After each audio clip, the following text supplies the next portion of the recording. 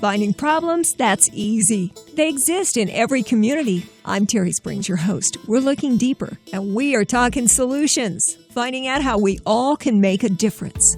Today on Talking Solutions, this is an interview that I've been waiting all year to do. Welcoming back Major Kelly Pontsler from the Salvation Army. It's great to be back. Oh, I'm glad to have you. I can't believe a whole year has gone by. I know. I can't wait to remind you of some of her stories. Becky, I don't even think you've heard the stories. Also with us, Becky Watson with the Salvation Army. You're welcome to join in anytime you like. Well, thank you, and it's great to be here. Major Kelly Pontsler, I think I've probably over the last year done about 100 interviews. Seriously, not even exaggerating. That's a lot. And out of all of those interviews, you were the best storyteller of all. Oh, thank you. The story about the little girl and the bike. I have played that. I have attached the little MP3 to emails and said, you got to hear this, because it was it's for me. It's for me. And it was such a great story. I bet you I will pull that out and play that at any time. Yeah, it really was a great experience. There's a lot of wonderful things to be said about the Salvation Army, and that's why I was so anticipating having both of you visit.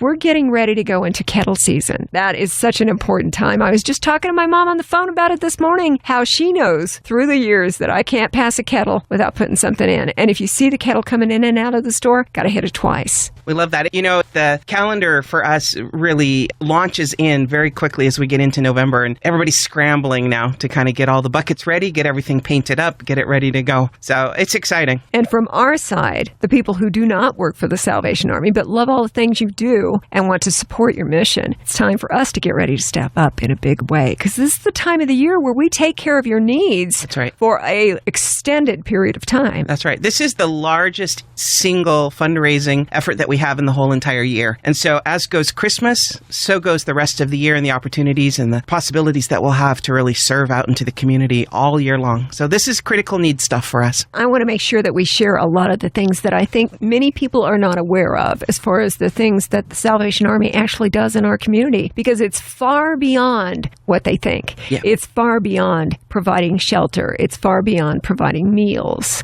It is a lot of other things that I'd love to touch on. For the kettle discussion, which we will come back to here in a minute, can I get the number, the amount of donations that is your goal for this year? We need to raise $600,000 in those buckets through this Christmas season across Southern Nevada. $600,000. It's a big number for us, but it's a very critical piece in our budget and our ability to serve through the whole year. And I remember Major Kelly Pontsler last year when you were talking about the donation drive with the kettle drive for the Salvation Army, that you were very optimistic that the community would step up and meet your needs. How do you feel about it coming into this season? Very positive. In fact, we've had lots of opportunities this year to talk about the Salvation Army and its services, and that awareness right away just helps. You know, we get a number of people saying to us, oh, I just didn't realize, I didn't know that you did so many different kinds of things. And so when that red bucket comes out, those bells start ringing. People go, oh, I can connect the dots here. This allows you to do that. And so all of my conversations with folks in the community, service clubs, and other people, very, very positive. Everybody's looking forward to really digging in throughout this season. This is our part of helping you do what you do. And we love that, and thank you for that right up front. You are welcome in advance. Thanks. Well, you've been out talking to different service groups, it sounds like, explaining the mission that is the Salvation Army. I always love the slogan that has been around for years, and that is doing the most good. Yeah. And the fact that the Salvation Army is so non-judgmental.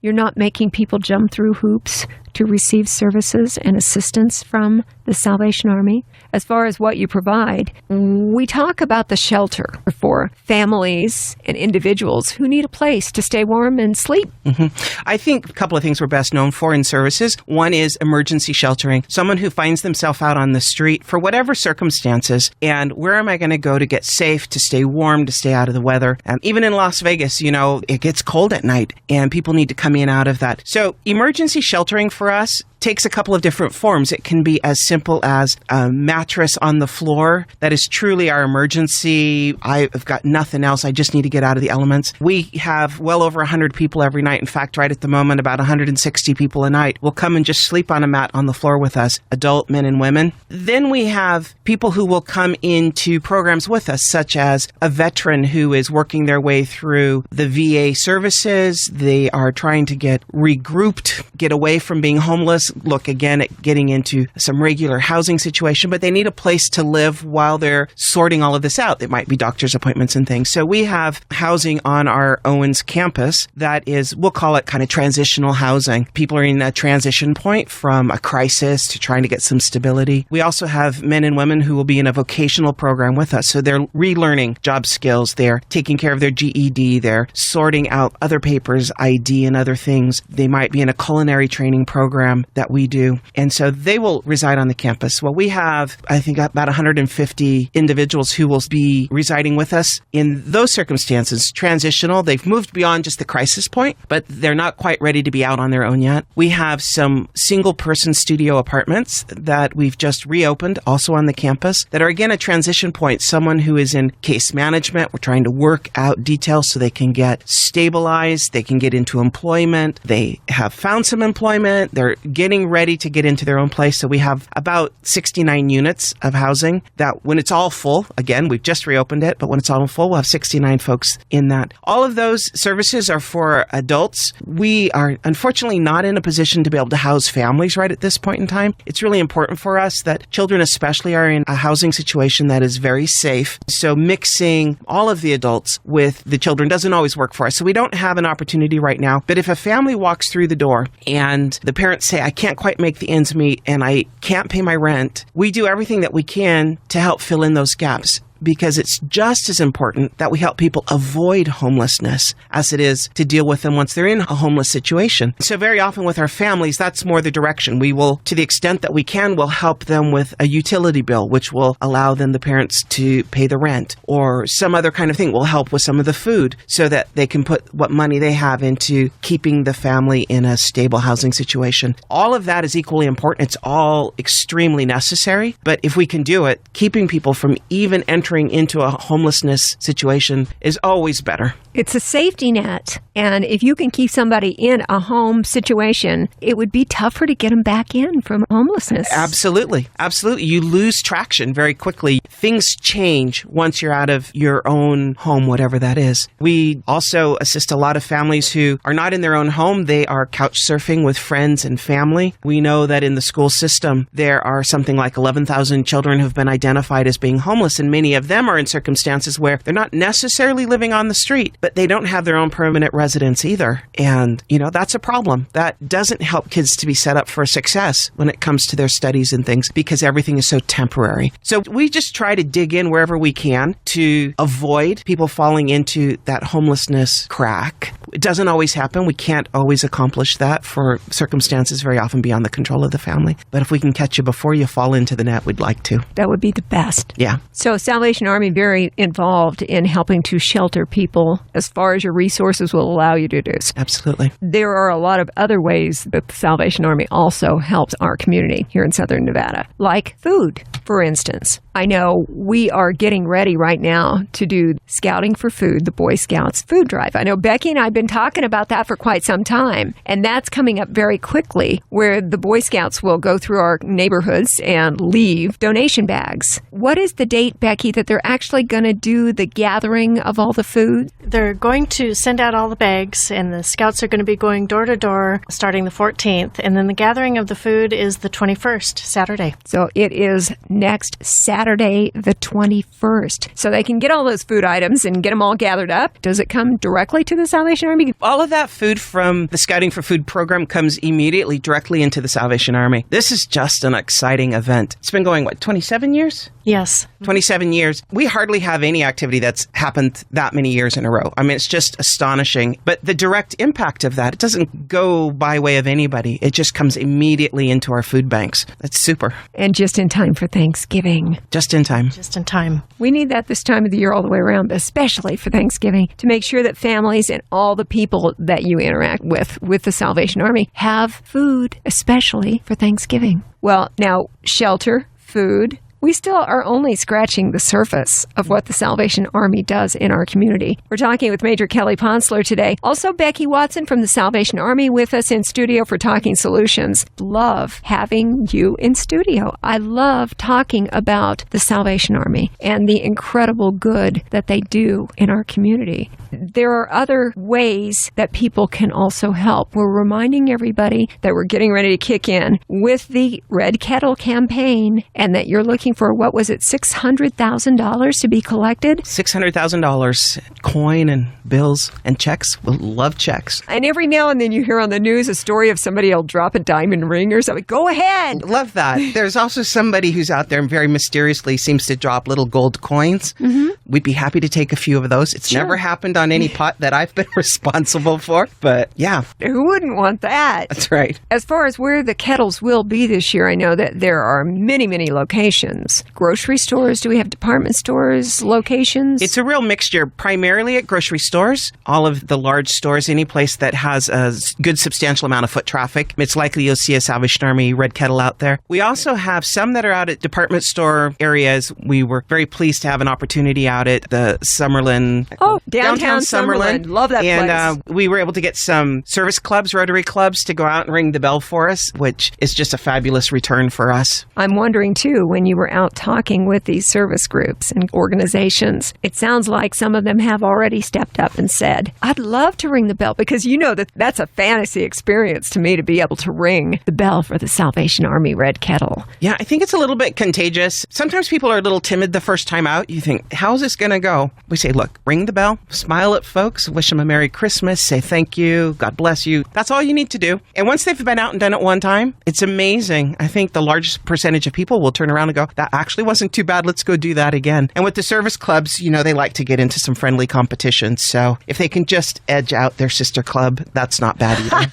Put a little competition into it. I love the idea. Yeah. Well, and how much fun is it to stand with the Red Kettle for the Salvation Army and the bell and ring it and wish everybody who's coming along a Merry Christmas? Yeah. It's interesting, especially in a lot of stores where they don't have the automatic doors, to see the person standing at that Red Kettle just kind of pull that door open. Somebody's coming out with arms full of parcels or something, or trying to juggle kids and parcels, and you pull that door open. And you know, you've just made an impression in a moment on the life of someone in that very busy holiday season. Somebody cared enough just to open a door. It's a minor, simple kind of reflex action, but you do that and you just say, have a great day, or Merry Christmas, or blessings on you. And all of a sudden you've made somebody's day. It's the smallest of little things. We need to do that too, right? That's part of just being a good neighbor, being out in the community. Kindness goes a long way. Yeah, it does. One thing that I'd love to point out as well, people may not realize that every time they step up and volunteer for ringing the bell at a Salvation Army kettle during Red Kettle donation season, it actually allows the Salvation Army to do more, because we're not needing to step up and cover those kettles with people, and all of that money goes right back to the Salvation Army. If we can do this free of charge, get you out there for this one-of-a-kind experience and ringing the bell at a Salvation Army kettle, that means that much more money goes to the Salvation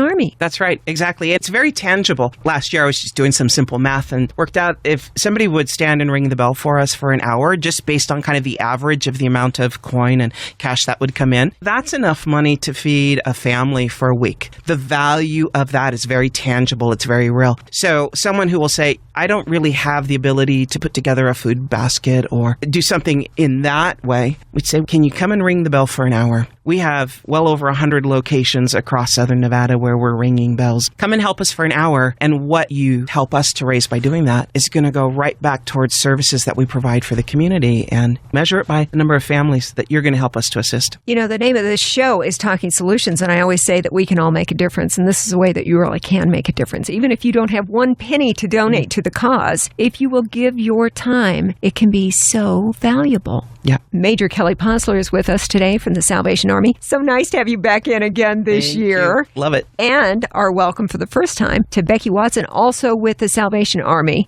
Volunteers have got to be key to the overall efforts and services provided by the Salvation Army. You guys have a lot of volunteer help, don't you? We do, and we need more. What we deliver in terms of services and assistance is very hands-on kinds of stuff. We provide meals every day out of our big kitchen, for example, up on our Owen Social Services campus. We have a few paid staff members, but everything else, the delivery of the food, being able to serve, being able to greet people, we just need people to be very hands-on with us and help us to accomplish that. There's no way we can cover the costs of salaries to fully staff everything that we do. And the same is true in the areas where we're working with homeless men and women who come in and they just need to be welcomed and greeted and someone to help to attend to some of their very practical needs. All of that takes helping hands. People to pack boxes of food. We don't have the ability to pay staff for that, trying to stretch the dollars as far as we can, but somebody comes in and volunteers for a couple of hours, can pack a lot of boxes of food and help us to provide that assistance to a lot of families. When we were talking last year, we were discussing the overall budget for the Salvation Army for the year, and it was millions and millions of dollars. It is. It's about $16 million altogether across Southern Nevada. And getting the volunteer help makes it that much more effective. Absolutely. We've got a lot of needs in our community. I believe, and I think other people feel the same way, that we are rebounding from the recession, downturn, whatever you want to call it. It was a really tough time. We're not out of the woods yet. I'm sure that you see that with the Salvation Army more than anyone else. It's true. When we chat with people in the community about how is it going, how are they perceiving sort of this rebound, in a lot of areas, it's starting to become tangible. But the reality is for most people who are kind of on the lower end of the economic spectrum, it isn't happening for them yet. There are a lot of reasons for that. It's no one thing, but simple things like decisions that businesses have had to make about the balance of full-time positions to part-time positions. People might be working, but they're now working part-time positions, so the stability isn't there. Or the balance of minimum wage jobs to, say, those that are a little bit higher in scale. The reality, again, is no one can really live in stable housing, provide for their family on a minimum wage job. So they may be working, but even working, they're not able to keep up. We're seeing a lot of that. We see a lot of the working poor, as they often get described. They are working, they're doing their very best to make the ends meet, but they just can't pull everything together that they need.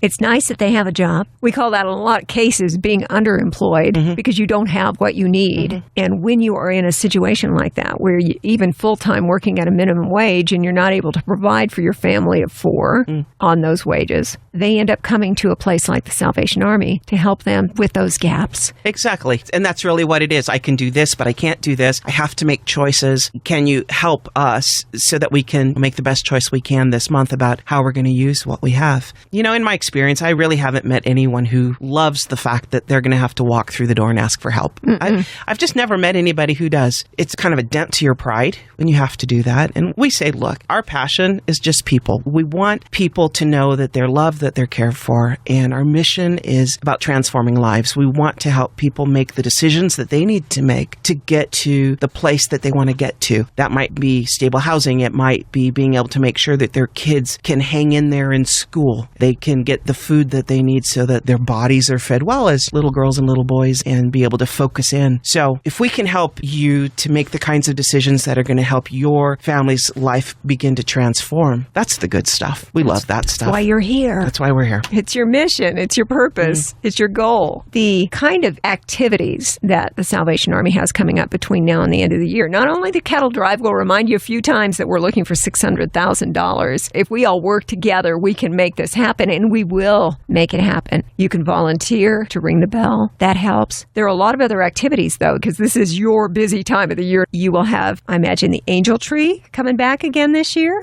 We are definitely doing Angel Tree. This is our opportunity to help parents provide for their kids at Christmas and enjoy that celebration. I mean, there's nothing better than a Christmas day opening up a present of some kind and knowing that you're loved. And lots of parents aren't in a place right now to be able to provide that for their children. And so, yeah, our toy distribution is going to be set up again this year. We're looking forward to that. It's going to be exciting. If a parent will just take care of that child and give them the love and the guidance, we can help you with the other stuff that you can't afford.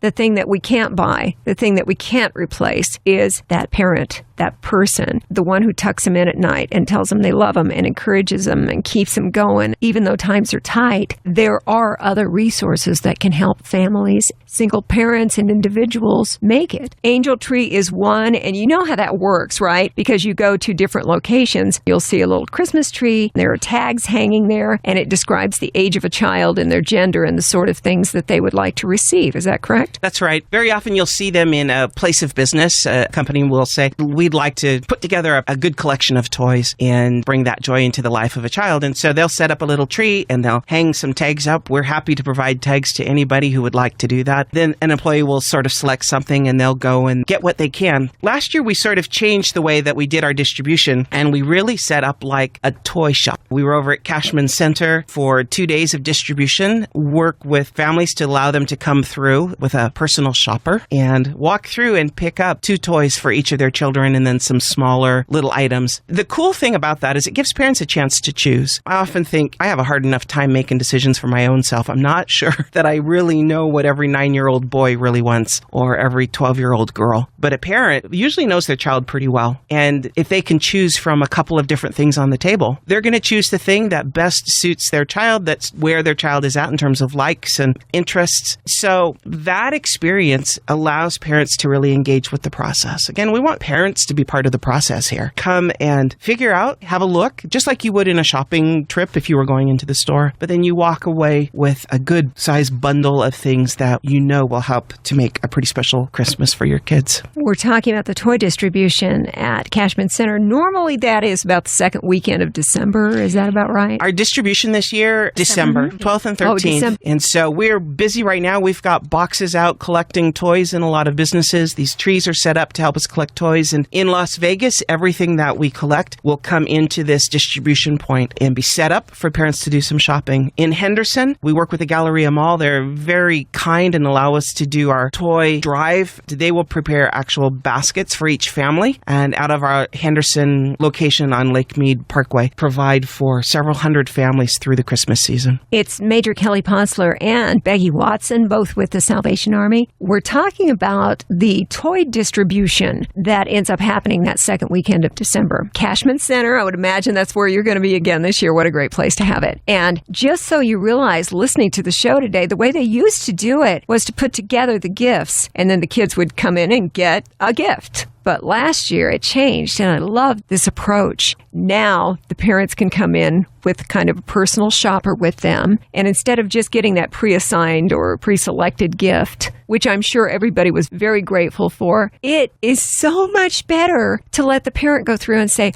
oh, he's been talking about this every time this commercial runs. He's reminded me all the time he wants this toy. Right. And they get the chance to choose that for their little boys, their little girls. I think it's the perfect kind of matchup between the community who really are attentive to the fact that so many people are struggling, and here's a way we can give back. And then those families who are really experiencing that need. It's all about setting these families up for success, for that expression of love and joy. This was a big change for us last year. We weren't quite sure how it was going to go, and we were kind of scrambling to get things set up. On one of our 2 days of distribution, I happened to be at the checkout place where we just sort of go down and make sure that they've hit all of the tables they need to get all the things they need to get. And I'll just remember this one mother, she had a couple of children, and she came and put her things up, and we were just kind of going down the list, and she just had these tears welled up in her eyes. She could hardly speak, and all she could say was, thank you. But you could tell just by looking at her that she was overwhelmed by the fact that right now, at this point in time, she really couldn't do what she really felt in her heart she needed to do. And here was an opportunity to connect the dots for her family. And the gratitude, deep, deep gratitude.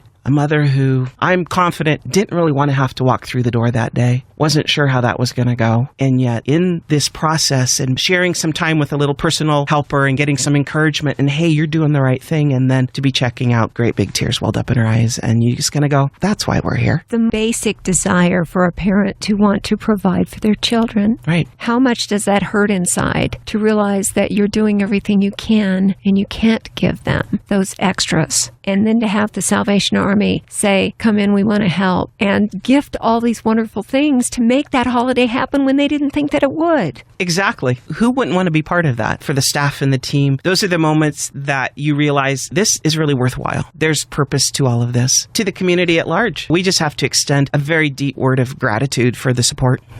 We've been talking about how important volunteers are to the overall mission of the Salvation Army, and we've mentioned the Kettle Campaign. We need $600,000. We'd love to have you step up and volunteer and ring a bell and get something back. You'll feel wonderful from the experience, and you'll help the Salvation Army do even more with the dollars. We've talked a little bit about the Scouting for Food campaign that brings all the food into the Salvation Army with help from the Boy Scouts. We've talked about the angel tree, and that's something that I'd also like to hit on again. As Major Kelly Pontsler mentioned, you can put a tree in your business. On Monday, I need to talk to the people downstairs and say, couldn't we use an angel tree right here at Beasley Media Group? We would love that. And I'd be happy to deliver tags to you. We'll be talking to them on Monday for sure. That would be just great. And we want to do everything we can to help provide and raise awareness. Today's Talking Solutions is all about the wonderful things the Salvation Army does for all of us here in Southern Nevada.